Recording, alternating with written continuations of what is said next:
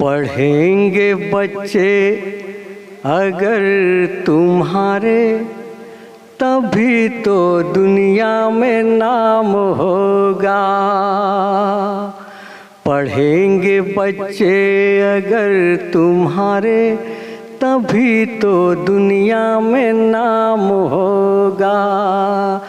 कोई तो अब्दुल हमीद होगा, कोई तो अब्दुल हमीद होगा, कोई तो अब्दुल कलाम होगा।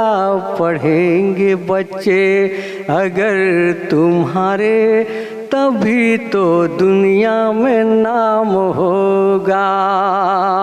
और नहीं पढ़ेंगे तो इतना तय है, हराम खोरी में नाम होगा। नहीं पढ़ेंगे तो इतना तय है, हराम खोरी में नाम होगा। किसी का फेंकू भी नाम होगा, किसी का तो आशाराम होगा।